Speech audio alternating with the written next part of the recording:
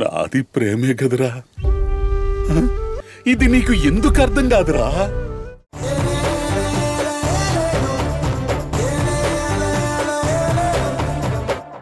రే, నేను ఆల్రెడీ టెన్షన్లో ఉంటే నువ్వు నన్ను మరింత భయపెడతావేంట్రా? నేను భయపెడతలేదు బాసు, నేను భయపడుతున్నది చెప్తున్నా.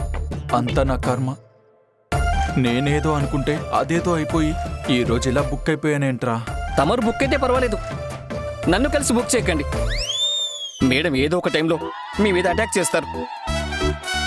అప్పుడు తమరు మా ఇంటికి వచ్చి నాతో కలిసి తాగనని మాత్రం చెప్పకండి. మీ అంతటి మీరే లాక్కుని మరీ తాగారు. అందులో నా పాపం ఏం లేదు. అసలు మా ఇంటికి వచ్చిన విషయమే నోరెత్తకూడదు చెప్తున్నా. మీ మీద ఒట్టు.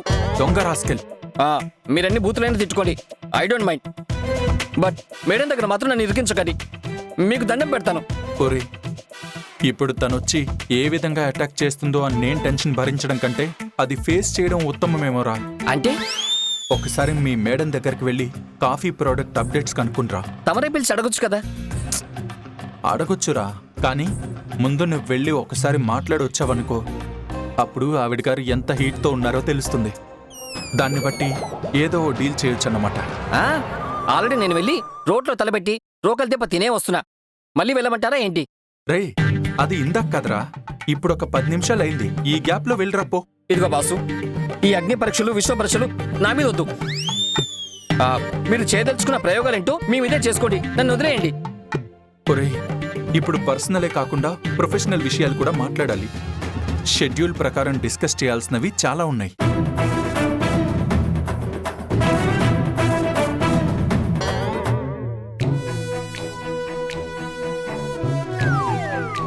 ఆహా, భయంతో మనోడు లేచి నిలబడుతున్నాడు.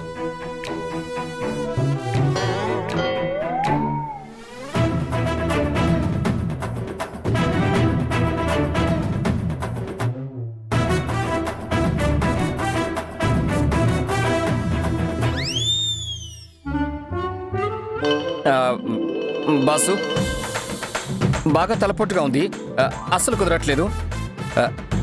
కాఫీ తాగి టాబ్లెట్ వేసుకొని వస్తాను ప్లీజ్.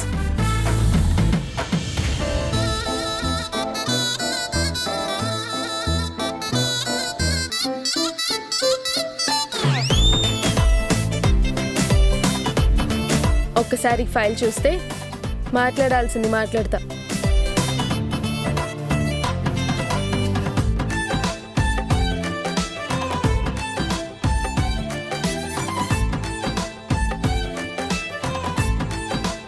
కాఫీ గురించి బాగా గొప్పగా బయట మాట్లాడుకునేటట్టు ఉండాలి. దానికి తగ్గట్టు ప్రీమియం క్వాలిటీని, ప్రీమియం సీడ్స్ని అన్నింటినీ మెయింటైన్ చేయాలి. మీరు దాని గురించి ఏం వరీ అవ్వకండి సార్. కాఫీ తాగితే తాగినోళ్ళకి ఒక్కొక్కళ్ళకి ఒక గ్లాస్ మందు తాగిన కిక్ వస్తుంది. వామ్మో, మన మీదే దాడి మొదలైంది.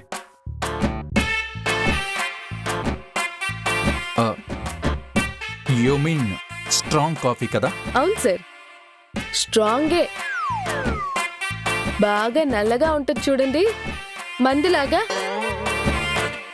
అదన్నమాట. ఈ తాగుబోతులు తాగే రా సరుకుంటుంది చూసారు, సినిమాల్లో చూపిస్తుంటారు, అట్లాగుంటది కాఫీ, బ్లాక్ కాఫీ. సరే, ఏదో నువ్వే చూసి డీల్ చేసేయ్, నేను తర్వాత మాట్లాడతాను. అవునా సార్? మనకి కాఫీ బిజినెస్ పెద్దగా సరిపడేటట్టు లేదు సార్. వీటిలో పెద్ద లాభాలేమొస్తాయి? అదే లిక్కర్ వ్యాపారం మొదలు పెట్టారనుకోండి, వేల కోట్లు, లక్షల కోట్లు, డబ్బులే డబ్బులు. పైగా తాగడానికి సొంత సరికే ఉంటుంది. బాగుంటుంది కదా? ఇదిగో, లిక్కర్ బిజినెస్ చేయడం ఏంటి మనం? As per plan coffee business ఏదుందో అదే. నా కాఫీ కూడా మొదట్లో అలవాటు ఉండేది కాదు, కేవలం పాలే తాగేవాణ్ణి. ఈ మధ్య కాలంలోనే, అంటే ఒక 2 years ముందు నుంచే కాఫీ తాగడం మొదలుపెట్టాను. ఇంకా లిక్కర్ వాసన అస్సలు గిట్టదు. దెయ్యాలు వేదాలు వల్లించడం అంటే ఇదే. సిగ్గుండాలి.